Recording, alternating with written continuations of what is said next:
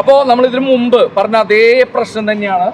ഇപ്പോൾ നമ്മുടെ Kerala public service കമ്മീഷൻ്റെ ഓഫീസിൻ്റെ മുന്നിലായിട്ട്, അതായത് പണി നടന്നുകൊണ്ടിരിക്കുന്ന അതിൻ്റെ മുന്നിലായിട്ടുള്ള ഡ്രൈനേജ് വാട്ടർ നമ്മളുടെ ട്രാൻസ്ഫോമറിൻ്റെ അടിയിലേക്കാണ് പോയിക്കൊണ്ടിരിക്കുന്നത്. സർക്യൂട്ട് ഷോർട്ടായിട്ട് ഇവിടെ പ്രശ്നങ്ങൾ ഉണ്ടാവാനുള്ള സാധ്യതയുണ്ട്. അപ്പോൾ നമ്മൾ ഇതിനു മുമ്പ് വന്നത് നമ്മളൊരു സാധാരണ ഒരു പൗരനായിട്ടാണ് വന്നിട്ടുള്ളത്. പൗരനായിട്ട് വന്നിട്ട് ഇവിടെ യാതൊരു മാറ്റങ്ങളും ഉണ്ടാവുന്നില്ല. ഓക്കെ, ഇപ്പോൾ നമ്മൾ വന്നിട്ടുള്ളത്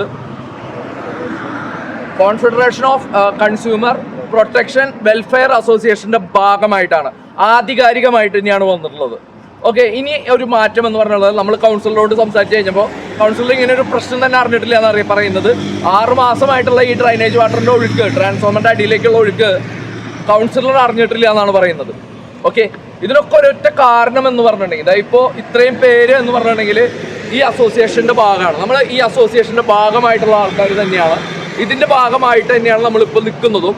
പക്ഷേ ഇവിടെ സാധാരണ ഒരു പൗരനായിട്ട് നിലനിന്നുകൊണ്ട് നമുക്ക് എന്തൊക്കെ ചെയ്യാൻ കഴിയും എന്നുള്ളതാണ് നമ്മൾ ഇത്രയും നാൾ നമ്മൾ പൊതുജനത്തിന് മുന്നിൽ കാണിച്ചിട്ടുണ്ടായിരുന്നത്. ഈ സംഘടനയുടെ ഭാഗമായിട്ടും എന്തൊക്കെ നമുക്ക് ചെയ്യാൻ കഴിയും എന്നുള്ളതും കൂടിയാണ് നമ്മളിനി കാണിക്കാൻ പോകുന്നത്. അപ്പോൾ ഇതിലൊറ്റ കാര്യമുള്ളൂ, ട്രാൻസ്ഫോമറിൻ്റെ അടിയിലേക്ക് പോകുന്ന വെള്ളം എന്ന് പറയുന്നത് ഒന്ന് ഡ്രൈനേജ് വാട്ടറാണ് ലീക്ക് ആവുന്നത്.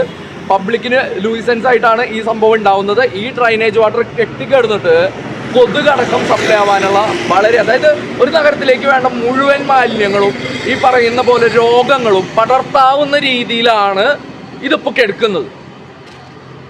മനസ്സിലാവുന്നുണ്ടോ? ഈ ഹെൽത്ത് കാര്യങ്ങളോ ഒക്കെ ഈ കോർപ്പറേഷൻ്റെ കീഴിൽ എന്താണ് ഇവിടെ ചെയ്തുകൊണ്ടിരിക്കുന്നത് എന്നുള്ളതാണ്.